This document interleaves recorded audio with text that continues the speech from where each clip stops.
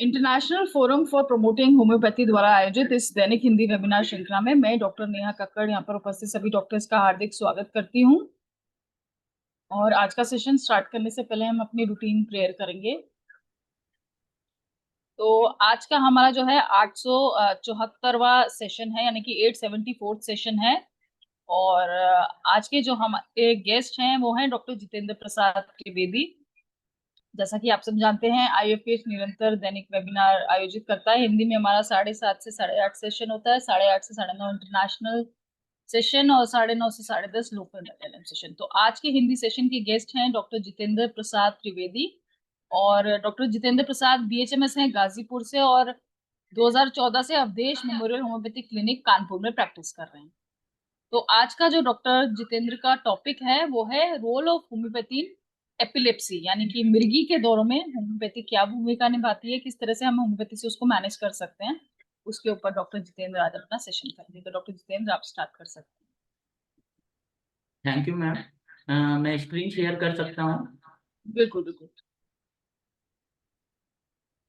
ठीक, जैसा कि आपने बताया, मेरा आज का टॉपिक है कन्वर्जन या एपिलिप्सी। देखिए, कन्वर्जन, एपिलिप्सी और सीजर्स में सबसे पहले ये तीनों टर्म में हम लोग स्टूडेंट लाइफ में बहुत कंफ्यूज रहते हैं। सीजर क्या होता है, कन्वर्जन क्या होता है, एपिलिप्सी क्या होता है। तो सबसे पहले मैं इसी को ब्रीफ करूंगा, उसके बाद मैं पूरा कन्वर्जन एपिलिप्सी पे पूरा टॉपिक डिस्कस करूंगा। लास्ट में मैं एपिलिप्सी का अपना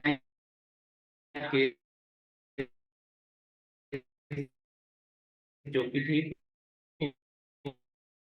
है उसको दिखाऊंगा, और सीजर से रिलेटेड भी मेरे पैसा की एपिलिप्सी है या कन्वर्जन।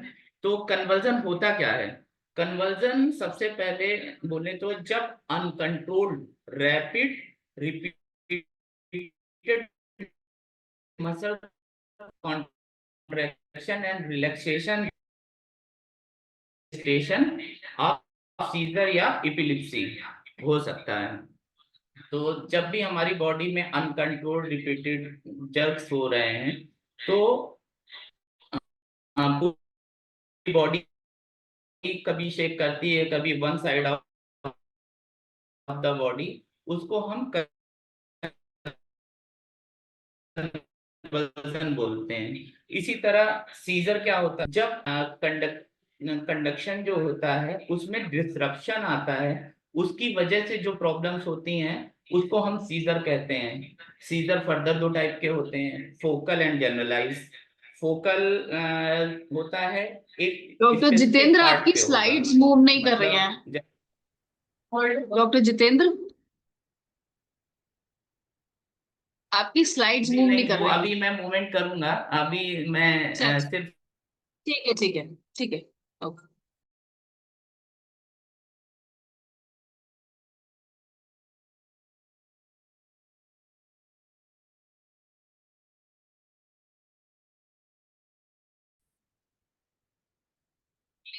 क्योंकि मैं कन्वर्जन पे ही बता, उसके आगे सीजर बताने लग गया था।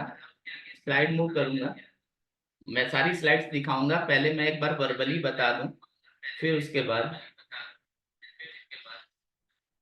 तो मैं क्या बता रहा था, सीजर दो टाइप के होते हैं, focal and generalise. Focal seizure जब स्पेसिफिक पार्ट पे हमें कोई प्रॉब्लम हो रही है, जर्किंग हो रही है। जैसे कि कभी हमारे पेशेंट बताता है कि डॉक्टर साहब मुझे सिर्फ फेस में लेफ्ट साइड वाले चीक में जर्किंग मूवमेंट महसूस होता है, या मेरी आई में सिर्फ फ्लिकरिंग होती है, या मेरा सिर्फ एक फिंगर या हैंड में फ्लिकरिंग हो, मतलब जर्किंग मूवमेंट होता है। तो उसको हम फोकल लेजन में लेते हैं सीजर के। और जब जनरलाइज होता है, तो जनरलाइज के भी कई तरह के सीजर होते हैं, उसमें कन्वर्जन भी आता है। तो कन्वर्जन में क्या, हमारी पूरी बॉडी में शेकिंग होने लगती है। इसी तरह एपिलेप्सी क्या है, हमारा एक न्यूरोलॉजिकल डिसऑर्डर है। न्यूरोलॉजिकल डिसऑर्डर होता है, लेकिन इसमें क्या होता है, सीजर रिकरेंट होते हैं। कई बार सीजर जब बार बार आने लगता है तो उस न्यूरोलॉजिकल कंडीशन को हम इपिलिप्सी की कंडीशन में रखते हैं। अब तीनों के कारण क्या होते हैं? तो कॉजेज ऑफ कन्वर्जन या एपिलिप्सी हम बोले तो बहुत सारे कारण होते हैं। हमारे ब्रेन रिलेटेड इश्यूज, जब स्ट्रोक हो जाए हमें, या ब्रेन ट्यूमर हो जाए हमें, या ब्रेन में जैसे हमें न्यूरोसिस्टिक सर्कोसिस जैसी प्रॉब्लम होती है, उसकी वजह से हमारे नर्व कंडक्शन में प्रॉब्लम आती है, उससे भी हमें झटके या एपिलिप्सी की कंडीशन हो सकती है। फिर उसके बाद infections, certain type of infections जैसे मेनिंजाइटिस या इंसेफेलाइटिस, जिसमें हमारी ब्रेन की कवरिंग जो है उसको उसमें स्वेलिंग आ जाती है, उसकी वजह से भी हमारी नर्व कंडक्शन डिस्टर्ब होती है, उसकी वजह से हमें कन्वर्जन जैसी प्रॉब्लम होती है। बच्चों में एक बहुत कॉमन है, इन्फेक्शन की वजह से फीवर, हाई ग्रेड फीवर जब आता है तो उनमें उस टाइम भी कन्वर्जन की प्रॉब्लम बहुत कॉमन है। छोटे बच्चों में अक्सर हो जाता है कि डॉक्टर साहब इसको फीवर आया, उसके बाद से इसको ये दौरे आने लग गए या झटके आने लग गए। ठीक है। उसके बाद आता है हार्मोनल डिस्टरबेंसेस, मेटाबॉलिक या हार्मोनल डिस्टरबेंसेस। मेटाबॉलिक डिस्टरबेंस में बोले तो जैसे सोडियम पोटेशियम ही किसी का डिस्टर्ब हो गया। सोडियम डिस्टरबेंस की वजह से इलेक्ट्रोलाइट इम्बैलेंस जो होता है, उसकी वजह से बहुत कॉमन है कन्वर्जन आना, दौरे आना।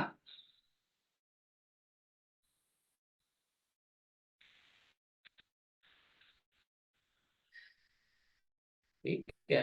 हाइपोग्लाइसीमिया की वजन की प्रॉब्लम हो रही थी, बच्ची थी, लेकिन मेरी आवाज आ रही है?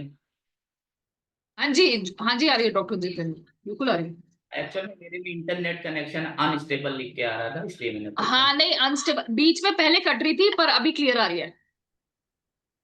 ठीक है। तो उसमें क्या होता है कि हाँ, हाइपोग्लाइसीमिया के लिए मैं बता रहा था, वो 10 साल की बच्ची थी। उसको जब 1 साल की थी, उसको दौरे आना शुरू हुए, कन्वर्जन आना शुरू हुए। डॉक्टर्स के सारे टेस्ट कराए, लेकिन किस शुगर की तरफ उनका ध्यान नहीं गया कि इसकी शुगर भी लो हो सकती है, उसकी वजह से भी इसको दौरे आ सकते हैं। तो उसका कन्वर्जन का ट्रीटमेंट शुरू हो गया, लेकिन बार बार उसको दौरे आते गए। ऐसे करते करते वो 10-12 साल की हो गई जब, तब उसका डिटेक्ट हुआ कि ये हाइपोग्लाइसीमिया की वजह से इसको हो रहा है कन्वर्जन की प्रॉब्लम। तो हमें मेटाबॉलिक कंडीशन पे भी ध्यान देना चाहिए कि जिसको कन्वर्जन या एपिलिप्सी की प्रॉब्लम हो रही है, वो क्या कारण हो सकते हैं। जेनेटिक कंडीशन, जिसकी फैमिली हिस्ट्री में एपिलिप्सी की प्रॉब्लम रही है, उसको भी एपिलिप्सी के दौरे आना एक पॉसिबिलिटी रहती है। कहीं ना कहीं उसकी अंदर वो सो रहा रहता है, जब वो उस कंडीशन में जाता है, जब वो ऐसी प्रॉब्लम्स फेस करता है, किसी तरह की मेंटल स्ट्रेस, तो वो उसको दौरे आ सकते हैं। या फिर ऑर्गन फेल्योर, लीवर या किडनी फेल्योर में भी होता है। जैसे कि अल्कोहलिज्म या विड्रॉल ऑफ अल्कोहलिज्म की वजह से भी कन्वर्जन हो सकते हैं। या विटामिन B6 डिफिशियंसी के कारण भी कन्वर्जन्स आते हैं। विटामिन B6 डिफिशियंसी भी एक कारण है। तो हमें इन सब चीजों को, मेटाबॉलिक डिस्टरबेंस को भी दिमाग में रखना है कि ऐसा भी हो सकता है। ब्रेन स्ट्रोक मैंने पहले ही बता दिया। ठीक है। और सबसे कॉमन जो हमारी होम्योपैथी कहती है कि कहीं ना कहीं ये सब मटेरियलिस्टिक कारण तो हो ही सकते हैं, लेकिन जब तक हम अंदर से वीक नहीं होंगे, तब तक हमें ये चीजें इतनी जल्दी इफेक्ट नहीं करेंगी। तो जब हम मेंटली स्ट्रेस्ड होते हैं या कोई प्रॉब्लम होती है, तो ये कॉज हो सकता है। तो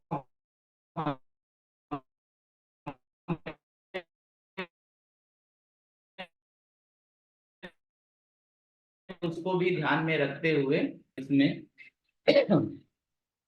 अच्छा, इसके डिटेक्ट कैसे करेंगे? तो डिटेक्ट करने के लिए पहले तो हमें डिफरेंशियल डायग्नोसिस बनानी पड़ेगी कि और किन किन प्रॉब्लम्स में ऐसी कंडीशंस बनती हैं। हमें पता होना चाहिए कि ऐसा नहीं है कि पेशेंट ने आके क्योंकि गांव के लोग या जो कम पढ़े लिखे लोग हैं वो किसी भी चीज को दौरा बता सकते हैं। तो हमें पता होना चाहिए कि वो हिस्टीरिया की कंडीशन है या सिनकोप की कंडीशन है या साइकोजेनिक नॉन एपिलेप्टिक सीजर्स हैं। तो सिनकोप जैसे कि सब जान रहे हैं फेंटनेस लो बीपी के कारण भी हो सकता है, तो वो सिनकोप की कंडीशन है। उसमें भी पेशेंट फेंट हो जाता है, कुछ समय के लिए हो सकता है उसको कुछ भी याद ना रहे या उस टाइम क्या हुआ उसको नहीं याद रहे, तो लोग दौरा समझ लेते हैं। जिसका बीपी बार बार लो हो रहा है तो वो उसको दौरे के वो, तो हमें उसको ध्यान में रखते हुए पेशेंट को इंक्वायर करना है कि वाकई में कन्वर्जन की कंडीशन है कि पेशेंट का अटेंडेंट हमें मिसगाइड कर रहा है। फिर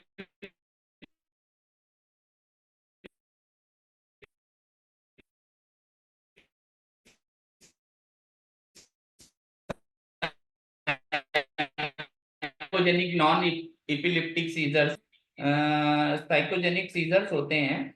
इनमें लाउड नॉइस या टच से पेशेंट को एहसास होता है। अगर आप तेज से बोलोगे तो पेशेंट रिस्पॉन्स देगा, लेकिन जो एपिलेप्टिक सीजर्स होते हैं उसमें पेशेंट को कोई भी एहसास, अनकॉन्शियस हो जाता है पेशेंट, तो वहां से भी हम डिफ्रेंशिएट कर सकते हैं। और एक इसमें साइड टू साइड मूवमेंट होता है पेशेंट का, साइड टू साइड मूवमेंट, और जबकि इसमें टोनिक मूवमेंट होता है एपिलेप्सी में।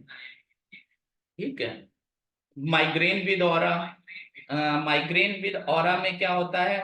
Involve visual and sensory speech changes, speech changes भी होंगे उसमें, है ना।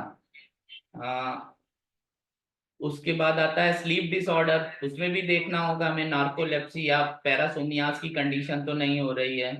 तो वो सब मेटाबॉलिक इंसेफेलोपैथी क्या होती है, इन सब चीजों की हमें नॉलेज होनी चाहिए। बहुत ज्यादा डीप में मैं नहीं जाता हूँ क्योंकि हमारा टॉपिक एपिलेप्सी है, तो अगर इनको ब्रीफ करने लगूंगा तो बहुत टाइम लगेगा। उसके बाद आते हैं हम क्लिनिकल अप्रोच। ये तो हो गया पेशेंट या अटेंडेंट जो बता रहा है उसके हिसाब से, क्योंकि पेशेंट या अटेंडेंट सीधे हमें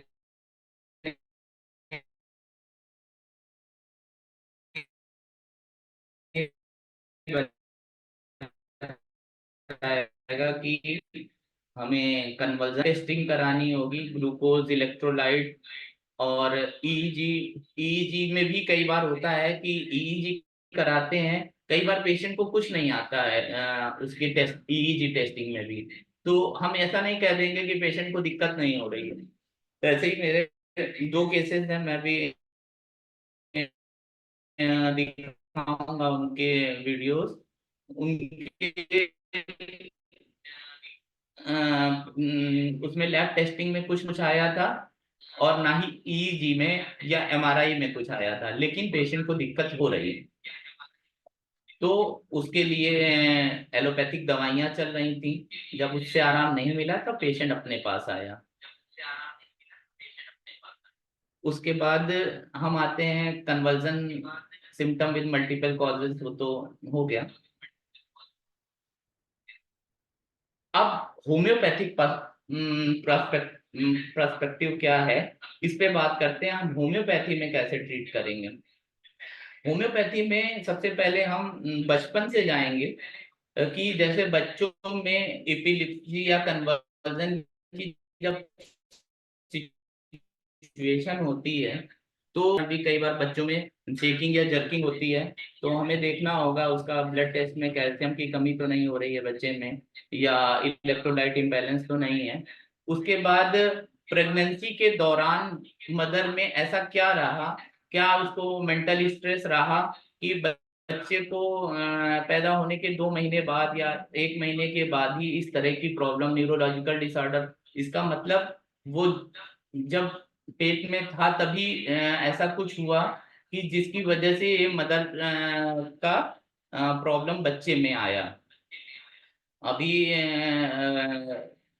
मैं कोई सिम्टम देख रहा था तो मैंने देखा कि उसमें एक सिम्टम पड़ा हुआ था, रिपर्टरी में एक रूब्रिक पड़ा हुआ था,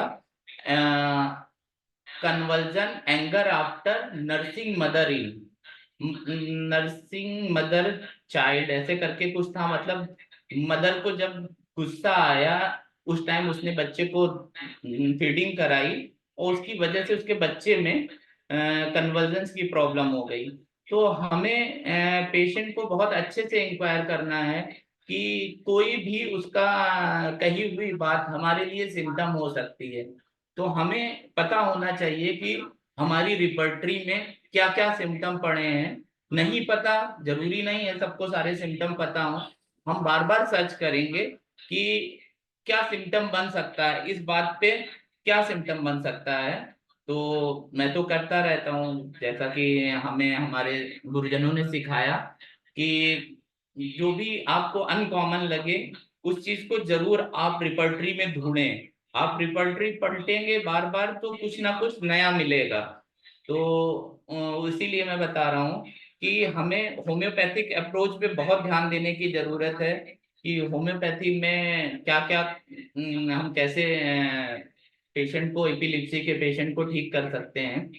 अब बात करें तो रिपर्टरी में एपिलिप्सी जनरल चैप्टर में कन्वर्जन के अंदर दी है।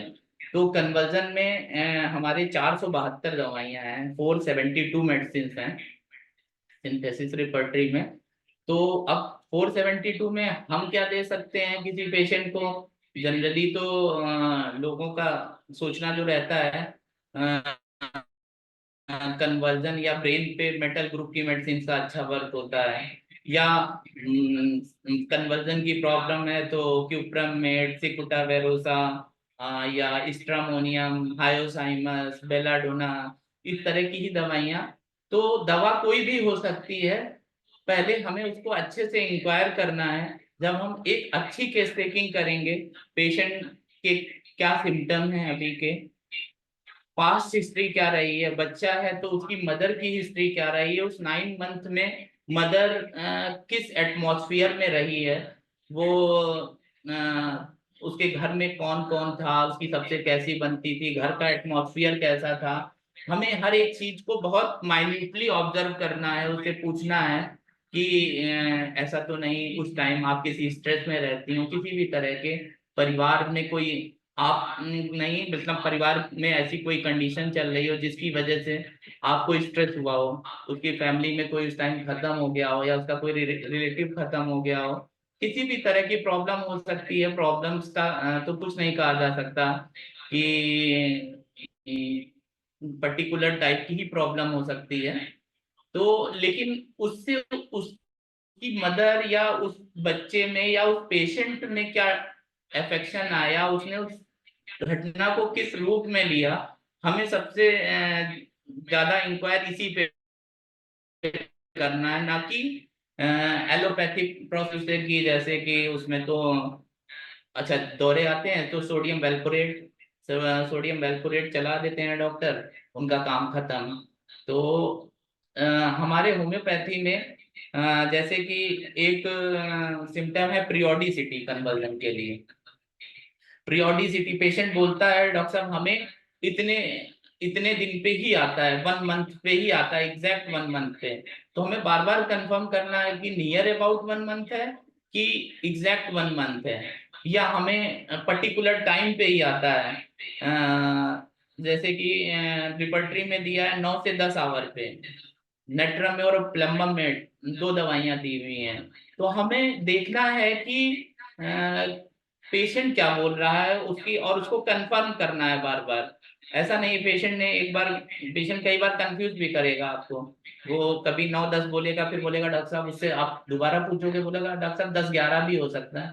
तो जो उसका एकदम, जिस चीज में एकदम कंफर्म हो वही हमें सिम्टम लेना, ना कि उसके कंफ्यूज सिम्टम्स। हमने हमें हाँ हमारी रिपर्टरी में आ रहा है तो मैंने बाद और मैं बताऊं सिम्टम्स में, तो शाम के 8 बजे अगर कोई पर्टिकुलर टाइम दे रहा है कन्वर्जन के लिए तो सिंगल मेडिसिन आर्सेनिक पड़ी हुई है। और कोई पेशेंट बोलता है उसको खुली हवा में दिक्कत हो जाती है। खुली हवा में दिक्कत होना, कन्वर्जन आने जैसे ही वो खुली हवा में बाहर जाता है तो उसको दौरे आने के चांसेस मतलब हो जाते हैं, ज्यादा कॉमन है कि उस टाइम आए। तो इसमें कॉस्टिकम पड़ी हुई है। लेकिन ये नहीं है कि हम सिंगल सिम्टम पे प्रिस्क्राइब करेंगे। हमें कोई भी मेडिसिन है तो उसकी टोटलिटी बनानी है, और टोटलिटी बनाने के बाद ऐसा भी नहीं है कि मेरे रिपर्टराइजेशन चार्ट में ये 4-6 सिम्टम लेने के बाद मेडिसिन पहले नंबर पे आ रही है तो मुझे यही देनी है, दूसरे नंबर पे आ रही है तो ये दे दी। हमें उस मेडिसिन की थीम भी देखनी है, उस मेडिसिन का सार क्या है, कि बेलाडोना जैसा एंगर है उसमें कि नहीं है, वो मेनिया है कि नहीं है, नक्सोमिका जैसा वर्कोहलिक है कि नहीं है वो पेशेंट, उसका टास्क ओरिएंटेड है कि नहीं, है ना, स्ट्रामोनियम जैसा उसको नाइट फियर या डर है कि नहीं, है ना। तो हम उस मेडिसिन की थीम जरूर पकड़ेंगे कि हाँ उस पेशेंट के अंदर उस मेडिसिन की थीम मिल रही हो। और उसके बाद आते हैं हम conversion night accompanied by vertigo day time. मतलब पेशेंट को डॉक्टर जितेंद्र, नाइट में, आपकी स्लाइड्स मूव नहीं कर रही हैं सर। अच्छा स्लाइड भूल जाता हूँ मैं तो conversion night accompanied by vertigo day time, ये लिखा नहीं है, ये तो मैंने खुद का नोट बना रखा है, मैं उससे बोल रहा हूँ, मेडिसिन के बारे में लिखा हुआ है। तो अगर किसी पेशेंट को नाइट में कन्वर्जन्स आ रहे हैं और उसको डे टाइम पे चक्कर आ रहे हैं, ये अगर इस तरह की कंडीशन है तो इसमें सिंगल मेडिसिन नाइट्रिक एसिड दी हुई है अपनी रिपर्टरी में, है ना। और एक ऐसा ही सिम्टम बहुत अच्छा था, कन्वर्जन अल्टरनेटिंग विद डायरिया। अगर किसी पेशेंट को कन्वर्जन आते हैं, कन्वर्जन थोड़े दिन आराम रहता है लेकिन उस टाइम डायरिया शुरू हो जाता है, डायरिया ठीक होता है तो फिर उसको कन्वर्जन आने लगते हैं। ये कन्वर्जन अल्टरनेटिंग विद डायरिया में मैकफॉस सिंगल मेडिसिन पड़ी हुई है। तो मैकफॉस आ रही है सिंगल, उसकी टोटलिटी में भी अगर आ रही है और पेशेंट की थीम भी मैकफॉस से काफी कुछ मैच कर रहा है, तो फिर हम मैकफॉस देंगे उसको। अभी थोड़ा सा हम पहले अपने केस के बारे में डिस्कस कर लेते हैं, तो उसके बाद मेडिसिन पे और डिटेल वो करेंगे। मैं आपको एक अपने पेशेंट का वीडियो दिखाता हूँ। पहले उसकी पर्सनल इंफॉर्मेशन, पेशेंट थी मेरी फरुखाबाद की, बाहर की पेशेंट थी। इस केस को डिस्कस करने के पहले मैं थोड़ा सा बता दूं ये पेशेंट मुझे मिली कैसे, क्या हुआ। ये पेशेंट, मैं बिठूर में एक चैरिटी में वृद्धा आश्रम है वहां बैठता हूँ, उन्हीं का स्कूल है। तो वहां पे इनके हस्बैंड पढ़ाते थे और उन्हीं के ही वृद्धा आश्रम में ये लोग एक रूम मिला हुआ था, रह रहे थे। इन पेशेंट को 10 पिछले 8 साल से, दो मतलब 2010 से इनको प्रॉब्लम थी कन्वर्जन की, और इन्होंने मुझे 2018 में दिखाया। तो 8 साल से कन्वर्जन की प्रॉब्लम हो रही थी, इपिलिप्सी की प्रॉब्लम हो रही थी इनको। कई सारे डॉक्टर्स को दिखाया इन्होंने लेकिन आराम नहीं मिल रहा था, MRI VEG हुआ, लेकिन पेशेंट को आराम नहीं था। उस टाइम जब मैं मंथ में एक दिन जाता हूँ तो वहाँ की जो केयर टेकर हैं उन्होंने मुझे बताया कि डॉक्टर ये यहाँ पे एक हमारे स्कूल में टीचर है, उनकी वाइफ को दौरे की दिक्कत है और 2-2 3-3 दिन ये बेहोशी की हालत में रहती हैं, और इनके हस्बैंड बहुत परेशान हो जाते हैं, बच्चा 8 साल का है, स्कूल भी नहीं वो कर पा रहे हैं। तो हमें भरोसा है तुमसे ठीक हो जाएगा, उनको बहुत भरोसा रहता है क्योंकि मैं 2012 से देख रहा हूँ। तो उन्होंने कई सारे पेशेंट्स को, कई तरह के पेशेंट्स को ठीक होते हुए देखा। लेकिन जब उन्होंने पेशेंट के हस्बैंड से मुझे मिलाया, तो पेशेंट के हस्बैंड से जब मेरी बात हुई तो उन्होंने बताया कि डॉक्टर साहब अभी 1 महीने पहले कोई आयुर्वेदिक ट्रीटमेंट शुरू किया है, तो अभी कर रहे हैं, लेकिन अभी वैसा आराम तो नहीं है। अभी 1 महीना हुआ है, एक बार झटका आ चुका है, महीने में एक बार आ ही जाता है, इवन 10-15 दिन पे ही कहो आ जाए। तो पेशेंट की बातों से लगा मुझे कि पेशेंट का अटेंडेंट जो है वो अभी बहुत कन्विंस नहीं है ट्रीटमेंट के लिए। मैंने उनको टाल दिया कि ये नहीं, आप अभी आयुर्वेदिक ट्रीटमेंट कर रहे हैं, कर लीजिए। जब आयुर्वेद से रिस्पांस मिल जाता है तो यही अपना उद्देश्य है, पेशेंट को आराम मिलना चाहिए, ठीक होना चाहिए। लेकिन नहीं मिलता है तो फिर आप हमें दिखाना, मैं तो हर मंथ आता हूँ।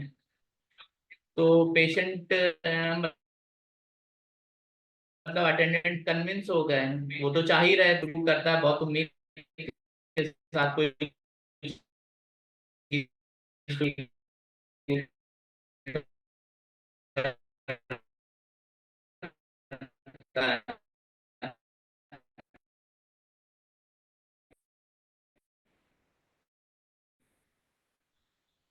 लेकिन 2 महीने 3 महीने बीत जाता था, मतलब हम उंगलियों के बीच में दब जाता था। पहले इनका बच्चा हुआ था, उसी के बाद से इनको ये प्रॉब्लम शुरू हुई। होल बॉडी स्टिफ हो जाती थी, इवन 2 2 3 3 दिन तक ये पूरी तरह सेमी कॉन्शियस कंडीशन में रहती थी। इनको लोअर एब्डोमेन पेन रहता था, एपेटाइट नॉर्मल थी, डिजायर फॉर नूडल्स, आजकल तो ये सब कॉमन हो गया है, नूडल्स फ्रेंच फ्राइज, तो उस पे बहुत जोर देने की जरूरत नहीं है ना। प्यास, पेशेंट को कन्वर्जन के दौरान प्यास लगती थी। Tongue clean, sweet although normal but disturb after conversion, ऐसे उसको नींद आती थी लेकिन 2 3 दिन थी। Lying abdomen on left touches to the abdomen, snoring sleep during perspiration normal. हाँ, फिर मैं माइंड में था इनका irritability, triple set, anger, consolation, ameliorate, गुस्सा आता था, हस्बैंड मनाए तो या कोई मनाए उनको, चाहती थी कि हमें मनाए तभी वो मानती थी, ऐसे मुंह फुला रहता था। कंपनी डिजायर, चाइल्डिश बिहेवियर, उनकी बच्चों जैसी हंसी थी। अभी मैं वीडियो दिखाता हूँ, शायद उसमें भी वीडियो कन्वर्जन के दौरान का नहीं है, क्योंकि मेरे ट्रीटमेंट के दौरान सिर्फ एक बार उनको कन्वर्जन आया, और चूंकि मैंने बताया उनके पास कोई रहता नहीं था, हस्बैंड ही संभालने वाले थे, 8 साल का बच्चा था, तो वीडियो उनका कभी नहीं बन पाया कन्वर्जन के दौरान। लेकिन पेशेंट, और ये जो मैंने उनका वो लिया टेस्टिमोनी, तो वो भी मैंने दूसरे पेशेंट का एक बार फेसबुक पे डाला था टेस्टिमोनी कि ये ठीक हुए। तो उन्होंने फोन किया जब इनकी वाइफ का इलाज बंद हो गया था, ये वापस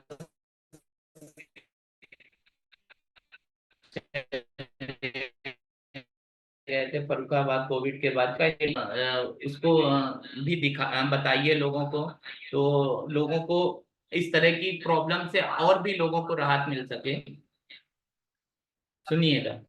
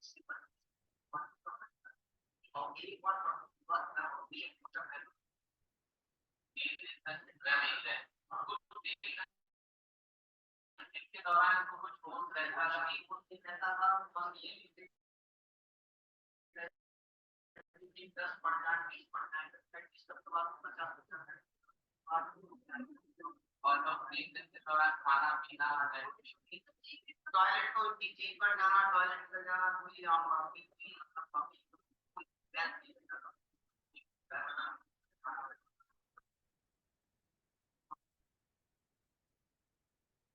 तो 2018 में आप हमसे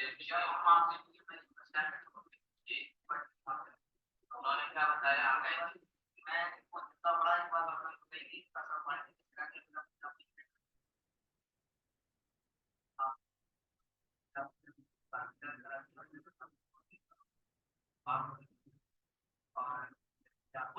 कोई आयुर्वेदिक इलाज भी आप करा रहे हैं? हाँ, सही बात। एक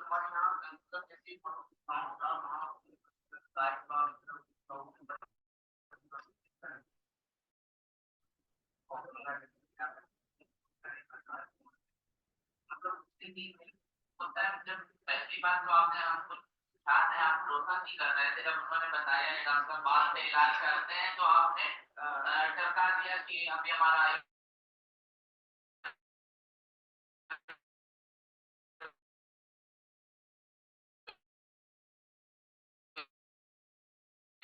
को सुनते हैं हाँ हम जी। लोग।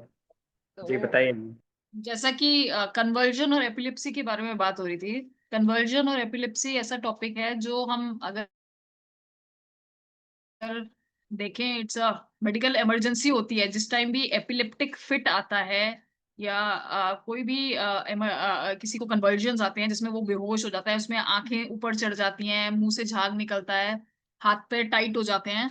अलग अलग मैनिफेस्टेशन होती है। किसी केस में तो सिर्फ हाथ पैर टाइट होते हैं, किसी में बेहोशी आती है, किसी किसी केसेस में एपिलेप्सी का एक ऑरा होता है। ऑरा मींस उससे पहले, एपिलेप्सी अटैक आने से पहले। यहाँ पे मेरे से सब पूछ रहे हैं इंट्रोडक्शन। आई गेस यहाँ पे कुछ नए लोग आए हैं इसलिए मेरे को नहीं जान पा रहे हैं, कोई बात नहीं। मैं डॉक्टर नेहा कक्कड़ हूँ और मैं BHMS और PGDP यानी कि post graduate diploma in psychology मैंने किया है। और मैं पिछले 16-17 साल से होम्योपैथी प्रैक्टिस कर रही हूँ और फिलहाल अभी मैं मेरठ में प्रैक्टिस करती हूँ। मैं होम्योपैथिक कंसल्टेंसी के साथ साथ साइकोलॉजिकल काउंसलिंग भी देती हूँ।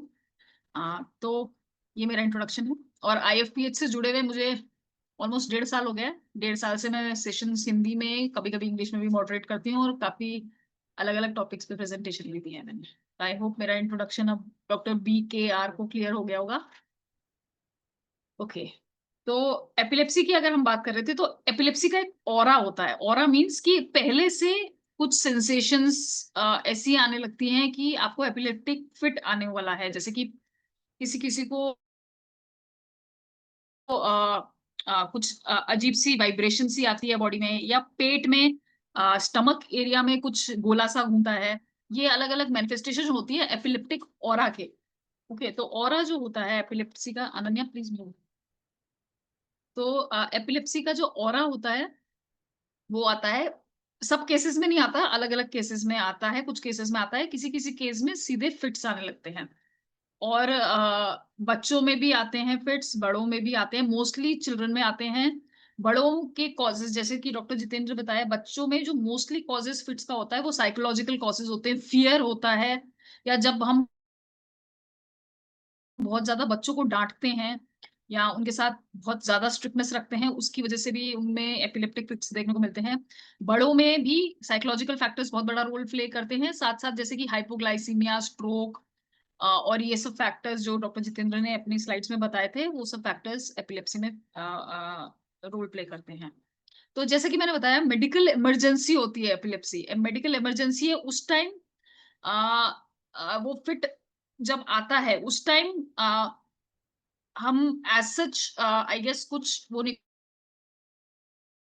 करते हैं, क्योंकि वो फिट अपना एक पूरा कोर्स लेता है। बेहोश हो जाता है आदमी, झाग निकलता है, फिट आते हैं और वो 5 मिनट 10 मिनट जो भी उसका कोर्स पीरियड है वो रहता है। और उसके बाद जब वो फाइनली चला जाता है, तब हमारा ट्रीटमेंट रोल का प्ले करता है। एलोपैथी में मेडिसिन होती हैं एप्टोइन और डाइवाइलप्रोइक एसिड। डॉक्टर जितेंद्र ने ज्वाइन कर लिया आई गेस। ओके। तो मैं जो बता रही थी, डाइवल्प्रोइक एसिड, एप्टोइन, ये मेडिसिन दी जाती हैं एलोपैथिक उसमें एपिलेप्सी को कंट्रोल करने के लिए। और सबसे जो अहम बात यहाँ कहने लायक है कि एलोपैथी में जो मेडिसिन होती हैं एपिलेप्सी के लिए, वो लाइफ लॉन्ग, कई बार लाइफ लॉन्ग खानी पड़ती हैं, क्योंकि पेशेंट को जो भी कभी भी अगर कोई ऐसा फैक्टर ट्रिगर करता है तो उसको एपिलेप्टिक फिक्स आ जाती है और बहुत लंबे टाइम तक दवाई खानी पड़ती है। तो होम्योपैथी यहाँ पे जो मैंने बताया, जो जो एक्यूट फेस है वो तो निकल जाता है। जो बीच का मिड फेस होता है, एक्यूट, दो एक्यूट फेसेस का जो बीच का मिड फेस है, वहां पे हम अपना होम्योपैथिक ट्रीटमेंट देते हैं। होम्योपैथी में बहुत सारी अच्छी अच्छी मेडिसिन हैं फिट्स के लिए। यहाँ पे एक दो मैं मेंशन कर सकती हूँ। बूफो है, जिंकम मेटालिकल है, कुप्रमेट है, और आपकी एब्सिंथियम मदर टिंचर भी देते हैं। ये तो लोकलाइज्ड, मतलब जो मैम पर्टिकुलर्स के बेसिस पे। हेलो, हाँ जी डॉक्टर द्विवेदी। नेहा जी, मैं आपने ज्वाइन कनेक्ट नहीं हो किया गया। तो। हेलो हेलो, डॉक्टर द्विवेदी, आपने ज्वाइन नहीं किया। हाँ जी आवाज आ रही पंकज थी जी। मेरी? नहीं नहीं, बहुत अच्छा आप बता रहे थे। हाँ जी, हेलो। तो आप नहीं ज्वाइन पा रहे थे तो मैं, मेरे को डॉक्टर पंकज जी ने बोला कि आप थोड़ा सा हाँ कुछ जी। बोल दीजिए। हाँ जी, तो नहीं नहीं, मैंने, बढ़िया बढ़िया आप बता रहे थे। हाँ जी, एक्चुअल तो में ये जो स्पेसिफिक, यहाँ पे नेटवर्क, हाँ जी हाँ जी, ये तो बारिशों की वजह से बहुत लैपटॉप ज्यादा से तो नेटवर्क कनेक्ट इशू आ रहा है। नहीं, जी जी, लैपटॉप से कनेक्ट नहीं हो रहा था तो हाँ जी, मैंने मोबाइल से तो ट्राई किया, हाँ जी हाँ जी हाँ जी, से हो गया। ये कुछ रूब्रिक्स तो डॉक्टर वो हरिनारायण जो प्रसाद ने केस दिए हैं। मैं बता रहा था, जिसका हाँ वीडियो जी मैं दिखा रहा था, तो हाँ जी उसमें मैंने जो कन्वर्जन की प्रॉब्लम थी एपिलेप्सी की, उसके लिए मैंने सिम्टम्स लिए थे पेशेंट के। एक तो माइंड में एंजाइटी कन्वर्जन्स बिफोर, उसको झटके आने के पहले घबराहट होने लगती थी। पेशेंट ने बोला कि जब मुझे दौरा आने वाले होते थे, उसके कुछ समय पहले से ही मुझे घबराहट शुरू हो जाती थी। पेशेंट के अटेंडेंट ने बताया कि इनका अंगूठा क्लेंचिंग थम्स एपिलेप्सी इन, ये पेशेंट ने बताया कि इनका अंगूठा उंगलियों से एकदम दबा रहता था, खुलने पे एकदम स्पाज्म जैसी कंडीशन, मतलब खुलता ही नहीं था। कन्वर्जन स्लीप, सोते टाइम ज्यादातर आते थे इनको, ज्यादातर जब ये सो रही होती थी रात में ही आते थे, जैसा कि मैंने आपको 11 से 1। कन्वर्जेंस जनरल में इनको कन्वर्जेंस डिलीवरी आफ्टर लिया मैंने, कि डिलीवरी के बाद से ही इनको कन्वर्जन की कंडीशन शुरू हुई थी। फिर यूरिनेशन इनवॉलंटरी कन्वर्जेंस ड्यूरिंग, एक सिम्टम लिया था मैंने। उसके बाद माइंड का एक सिम्टम था चाइल्डिश बिहेवियर।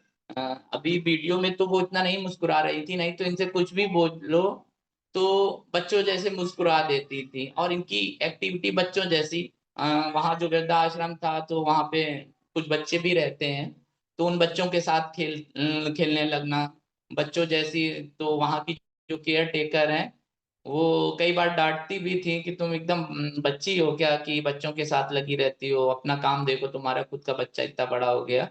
ठीक है, तो ये सिम्टम मिले थे।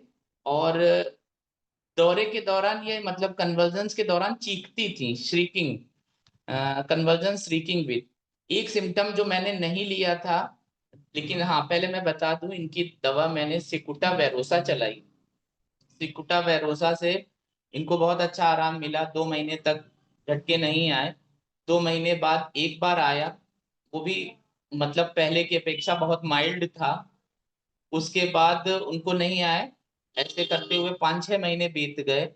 लेकिन इनको उसके बाद एक प्रॉब्लम शुरू हुई, अ, इनके पीरियड्स में प्रॉब्लम आने लगी, पीरियड्स डिले होने लगे और स्कैंटी होने लगे। तो फिर उसके लिए मैंने इनकी पावर बढ़ाई, सिकुटा वायरस का ट्रांसमिशन करता हूँ, बाल के द्वारा इलाज करता हूँ। तो मैंने 0/1 चल रही थी, स्ट्रोक की जा चुकी थी, तो फिर मैंने 0/2 0/3 तक गया, लेकिन वो प्रॉब्लम नहीं रिजॉल्व हो रही थी, 2-3 महीने बीत गए। तो फिर मैंने रीकेस टेकिंग की। रीकेस टेकिंग के बाद मैंने इनकी कैलकेरिया काव की, क्योंकि आपने देखा होगा बॉडी कॉन्स्टिट्यूशन भी थोड़ा हेल्दी है, चाइल्डिश बिहेवियर कैलकेरिया में भी होता है, आलसी हैं, समोसे और ये सब मंगा के खा लेना, खाना ना बनाना पड़े, खाना नहीं बनाना है, तो फैट डिजायर और खाना बनाने से बचना, और ये सब देखते हुए, लेजीनेस देखते हुए, फिर मैंने इनकी कैलकेरिया काफ चलाई।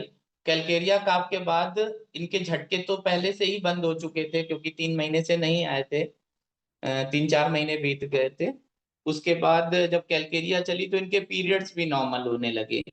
अच्छा, एक अभी डॉक्टर चीज मैं त्रिवेदी मैं और यही बता कहना चाह दूं रही हूँ। हाँ डॉक्टर कि त्रिवेदी, मैं आपको इंटरप्ट कर रही हूँ। हेलो। डॉक्टर मैं, जी हेलो। जी जी मैं बस एक बात यहाँ कहना चाहूंगी, जी जैसे जी, कि बोलिए बोलिए हाँ बोलिए। जी, मैं ये कहना चाहूंगी कि आवाज आ जैसे रही है आप बता रहे आपको? थे आपने सिक्यूटा दी, तो मैं यही बात कह रही थी कि हमारे पास पर्टिकुलर और जो स्पेसिफिक मेडिसिन बहुत सारी हैं, उसमें से सिक्यूटा एक आती है एपिलेप्सी के लिए या कन्वर्जन्स के लिए, लेकिन कैलकेरिया का आप उसकी कॉन्स्टिट्यूशनल थी। तो कॉन्स्टिट्यूशनल जो ट्रीटमेंट होता है एपिलेप्सी में, वो जैसे कि बाकी सारी डिजीजेस में है, वो ही क्योर करेगा। पर्टिकुलर आपको बिल्कुल, कुछ टाइम के लिए आराम रिलीफ दे दिलाएगा। देगा, पैलिएट कर जी जी देगा। लेकिन जी। कॉन्स्टिट्यूशनल जो आप उसके उसके बेसिस पे निकालेंगे, वो रूट कॉज में जाके एपिलेप्सी को इसी ट्रीट के करेगा। लिए दैट इज। डॉक्टर हाँ सानी जी। सर, अपने हमारे डॉक्टर सानी सर बताते हैं, या तो आप अर्जुन हैं कि आपको चिड़िया की आंख दिख रही हो सीधे, या फिर आप अर्जुन के अलावा कुछ भी हैं, नकुल सहदेव कुछ भी, तो आपको जो दिख रहा है आप उस पे तीर चलाते जाएं धीरे धीरे। पहले पूरी चिड़िया दिख रही है, आप पूरी चिड़िया पे तीर चलाएं। तो जो सिम्टम मुझे मिल रहे थे, मैंने उसके हिसाब से पहले सिकुटा चलाई। और सिकुटा ने एक अच्छी चीज की कि सप्रेशन नहीं किया। सप्रेशन होता तो उसके जो ये मेंसेस की प्रॉब्लम पहले रह चुकी है प्रेगनेंसी के पहले, वो वापस नहीं आती। और चूंकि कन्वर्जन हमारी Hering's nervous law system of की क्योर। प्रॉब्लम है। Hering's law. हाँ, हाँ जी, है हेरिंग्स लॉ वही। Of cure. हाँ जी। हम जॉर्ज विथाल्कस का बताएं, उन्होंने सिस्टम वाइज बताया है कि ब्रेन एंड नर्वस सिस्टम की प्रॉब्लम सबसे मोर इम्पोर्टेंट ऑर्गन है हमारा। उसके बाद हमारा एंडोक्राइन सिस्टम आता है, उसके बाद हमारा सर्कुलेटरी सिस्टम आता है, उसके बाद हमारा digestive system, respiratory system, excretory system, मस्कुलो skeletal system, उसके बाद स्किन। ये इंपॉर्टेंस का ऑर्डर दिया था डॉक्टर जॉर्ज विथाल्कस सर ने। तो अगर हम उसके ऊपर से नीचे की तरफ जा रहे हैं तो हम सही जा रहे हैं। तो ये भी एक हेरिंग्स लॉ ऑफ क्योर तो आपने बोल ही रही हैं। दूसरा, जॉर्ज विथाल्कस सर के भी इसको ये फॉलो कर रहा था, तो मुझे कोई कंफ्यूजन नहीं था कि ये मेंसेस प्रॉब्लम हुई तो ऐसा तो नहीं सप्रेस हो गया। तो जब मैंने कैलकेरिया चलाई उसके बाद पेशेंट ठीक रही। उनके हस्बैंड, मैंने 2022 में 4 साल बाद इलाज बंद किया। किसी को भी लग सकता है बहुत ज्यादा है, लेकिन उनके पेशेंट तो तब भी नहीं बंद करना चाह रहे थे। उनके पेशेंट चाह रहे थे, डॉक्टर साहब आप चलने दीजिए, हम पूरी जिंदगी इलाज करा लेंगे, लेकिन हमें वो कंडीशन नहीं झेलनी है कि 8 साल के बच्चे को भी हम नहीं, संभालें, खाना बना के ये खिलाएं हाँ उसको। जी, ये जो आप बता रहे हैं कि 4 साल लगे, 4 साल तक दवाई चल रही है, इन केसेस में क्रोनिक, क्योंकि जो वो कॉज होता है वो इतना डीप रूटेड होता है साइकोलॉजिकली और कॉन्स्टिट्यूशनली, कि उतना लंबा मेडिसिन चलानी में पड़ती है कि उसको आगे प्रॉब्लम ना आए, जी जी। और फॉलो एक्चुअल में रखना पड़ता है हमें। लैपटॉप से अभी भी हाँ, मैं जैसे शायद कि कनेक्ट एलोपैथ। नहीं हो पाया। हाँ जी, हाँ जी, कोई बात नहीं। हाँ, लैपटॉप से मैं कनेक्ट हो जाऊं तो दूसरा केस भी है, मैं वो भी दिखाना चाह रहा था। हाँ, एक्चुअली डॉक्टर त्रिवेदी, हमारे पास सिर्फ 5-6 मिनट मिनट बचे हैं लास्ट चलिए, के। तो पाँच पाँच मिनट तो बचे हैं तो अगर थोड़ा आप सा उसमें जो आप बोल रही थी, कुछ स्ट्राइकिंग सिम्टम्स कुछ मेडिसिन के, जैसे कि सिकुटा का बताया, childish behaviour, aversion to presence of strangers, वो हम्म, स्ट्रेंजर्स के अननोन लोगों के बीच नहीं जाना चाहता है।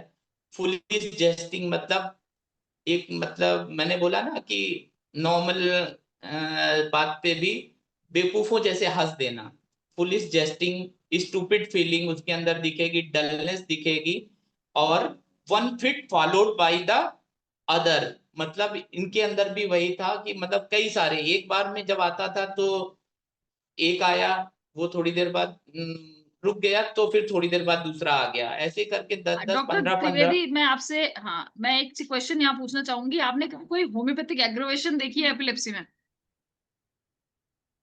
मैम, एग्रावेशन नहीं कह सकते। हाँ, जैसे अभी एक बच्ची का मेरे पास 3 महीने से इलाज चल रहा है, तो हम्म। उसका केस मैं अभी कह नहीं सकता हूँ कि दवा सही है कि नहीं, क्योंकि मैं 2 दवा 3 दवाएं चेंज कर चुका हूँ 3 महीने के अंदर, क्योंकि उसको कंट्रोल नहीं हो रहे हैं, झटके बहुत ज्यादा आ रहे थे। हाँ, बस ये हुआ है कि जो पहले दिन में 5 आ रहे थे, वो अभी 2 हुए हैं, माइल्ड हुए हैं। पहले जितना ज्यादा सीवियरिटी से आते थे, वो खड़े खड़े गिर पड़ती थी, हाँ, वो तो चीज ये तो नहीं हो हम रही रिलीफ है। की साइड ही कहेंगे। हाँ जी। हाँ, लेकिन ये बीच में जो दवा मैंने चलाई थी 1 महीने पहले, उससे हम्म। फिर से वायलेंट हो गए थे उसके, तो ये हम कह सकते हैं कि एग्रावेशन का वो था। लेकिन मुझे लगा ये रॉन्ग मेडिसिन है, ऐसा नहीं होना चाहिए कि कन्वर्जन्स और बढ़ जाए। तो फिर मैंने जो आ, और क्योंकि हाँ, नहीं बच्चे के वो केस में हम प्रॉब्लम ये आती है। हम्म। मैं आपको एक चीज और बताऊं, बच्चों के केस में एक प्रॉब्लम ये आती है, एक्चुअल में वो सीपी चाइल्ड भी है। काफी हद तक उनके गार्जियंस ने केयर करके उसको ठीक कंडीशन में रखा, लेकिन फिर भी वो आज 12 साल की है, लेकिन उसका जो एक्टिविटी है 3 से 4 साल वाले बच्चे वाली है। तो सीपी चाइल्ड होने के कारण वो तो उसके तो कोई सिम्टम क्लियर नहीं है। मदर फादर भी जितना अपने बच्चे को समझ सकते हैं, सीपी चाइल्ड जैसे बच्चे के क्लियर सिम्टम नहीं आते हैं, तो मदर फादर भी उतना बता नहीं। प्रेगनेंसी 12 साल पहले की प्रेगनेंसी के बारे में वो भी बहुत अच्छे से नहीं बता पा रही है मदर, कि क्या था, कैसे रहा उस टाइम। बस ये कह देती हैं कि हाँ, सास का थोड़ा दबाव था। तो वो एक क्लियर कट हिस्ट्री नहीं मिल पा रही थी। लेकिन अभी जो दवा चल रही है उससे हम ये कह सकते हैं कि थोड़ा सेटिस्फेक्शन है मुझे।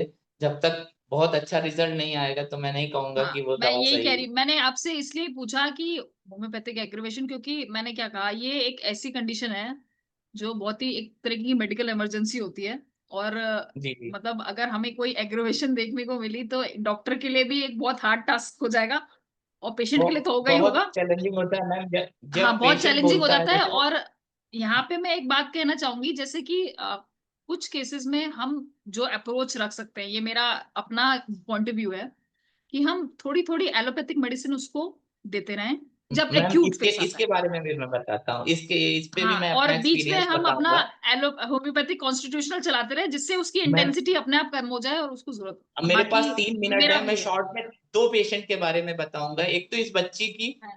कि ये जब मेरे पास आई तो मैंने शुरू में इसकी सल्फर की, तो ये उस टाइम एक टाइम दवा ले, दोनों टाइम दवा ले रही थी, तो इसको 20 दिनों तक कोई झटके नहीं आए। तो अब हो सकता है सल्फर ने थोड़ी कंडीशन थी या जो भी एब्यूज था मेडिसिनल, उसको दूर किया। 20 दिनों तक कोई झटके नहीं आए, तो जब हफ्ते 10 दिन बीते तो उनकी मदर ने उसकी दोनों दवाइयां, मतलब दोनों टाइम जो सोडियम वेलपोरेट चल रही थी, बंद कर दिया। तो उसको, लेकिन उसके 10-15 दिन बाद जब वो खा रही थी तब भी झटके आ रहे थे, ऐसा नहीं है कि बंद करने के बाद ही आए। लेकिन बंद करने के हफ्ते 10 दिन बाद फिर से उसको झटके आने लगे। तो उन्होंने बताया कि मैंने अपने मन से बंद कर दिया था, क्योंकि जब वो खा रही थी तब तो आ ही रहे थे, डॉक्टर साहब आपकी दवा से कंट्रोल हो गए। तो हमने कहा इसकी, इस दवा का क्या मतलब। मैंने कहा ये गलत किया आपने, नहीं बंद करना चाहिए, हो सकता है दोनों के कॉम्बिनेशन से जल्दी ठीक हो जाती। आपने हमें बताया, हमसे पूछा भी नहीं। तो फिर उन्होंने फिर से चालू किया, मैंने चालू करवाया, लेकिन उसके झटके कॉन्टिन्यूअस रहे। दवा की पावर बढ़ाई गई, नहीं कंट्रोल हुए। तो फिर ये हुआ, मैंने कहा अच्छा आप एक बार बंद करके ही देखिए, देखते हैं।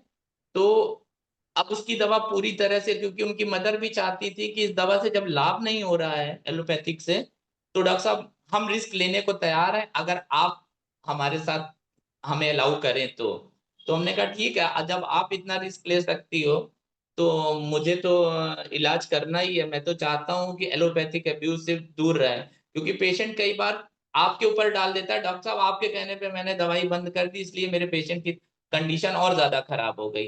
एक और बिल्कुल पेशेंट बिल्कुल। है, 1 मिनट बचा है, जल्दी से बोल दूं। उसको दिसंबर 2024 में हमने देखा, वो दोनों टाइम दवाई ले रहा था, लेकिन उसको महीने में एक बार कन्वर्जन आ जा रहे थे। डॉक्टर नवनीत कुमार यहाँ के प्रिंसिपल रहे हैं हमारे कानपुर के मेडिकल कॉलेज के, वो देख रहे थे। तो उसको जब झटके आ जा रहे थे तो वो दवा खाने के बाद भी, तो उसको हमारे बारे में किसी ने बताया।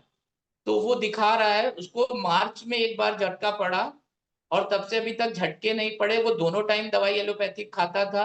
उसकी पहले हमने मार्च में एक टाइम करवाई थी, अभी तीसरा महीना चल रहा है, उसकी हाफ, एक टाइम में भी हाफ करा दी है, मतलब 300 mg की 150 mg ले रहा है वो दोनों टाइम से। मतलब टेपरिंग करके, ऐसे केसेस में टेपरिंग करके कम कराना दवा ज्यादा अच्छा होता है।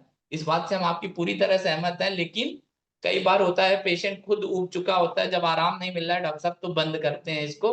हाँ आप देखो हम हाँ जी, बस। हाँ जी। तो हमें मैंने जो भी कहा ना, करना है अलग अलग पेशेंट को। अप्रोच रखनी पड़ती है। हाँ जी, हाँ डिपेंडिंग अपॉन द केस अलग अलग अप्रोच, इंडिविजुअल अप्रोच रखनी पड़ती है। वी कैन नॉट फिक्स कि आपको ऐसे ही करना है या ऐसे ही करना है, कि आपको बंद करनी है या नहीं करनी है। तो डिपेंडिंग अपॉन द केस। तो डॉक्टर जी जी जी। Jitendra, Neha ma'am, common remedy repeat please. Common remedies बहुत सारी हैं। डॉक्टर जितेंद्र, आप थोड़ी हम्म। मेडिसिन के नाम टाइप कर दीजिए चैट बॉक्स में। अभी एक्चुअली हमारा टाइम हो गया है देखिए हिंदी सेशन बेलाडोना। का। हाँ डॉक्टर जी। जितेंद्र, आप टाइम तो हो गया टाइप कर दूंगा तो है। सेशन तो चेंज हो जाएगा। हाँ जी। कोई नहीं, आप बेलाडो। चैट बॉक्स में थोड़ी मेडिसिन टाइप कर दीजिएगा। हमारे हिंदी सेशन का एक्चुअली टाइम ओवर हो गया है, इंग्लिश सेशन के जी लिए जी। होस्ट भी आ चुके हैं। तो मैं धन्यवाद करती हूँ डॉक्टर जितेंद्र का। एपिलेप्सी एक बहुत ही डिफिकल्ट और कॉम्प्लिकेटेड टॉपिक है, और उसके ऊपर उन्होंने जो केसेस दिखाए बहुत डिस्कस किया। थोड़ा नेटवर्क की प्रॉब्लम से इशू हुआ, लेकिन काफी अच्छे से उन्होंने बताया। और कन्वर्जन, एपिलेप्सी और सीजर में क्या डिफरेंस है, ये भी एक बहुत अच्छे से मैम उन्होंने आप इनको प्रेजेंट मेरा किया। नंबर शेयर कर। वो आपका नंबर मेरे पास शायद है, चलिए मैं देखती हूँ। आप नहीं, चैट बॉक्स नोट में कर लीजिए जल्दी से, 9452। 9452। हाँ टाइप कर देता हूँ चैट बॉक्स। हाँ जी, टाइप बॉक्स कर दीजिए। 9452 धन्यवाद करती हूँ डॉक्टर 818। जितेंद्र का।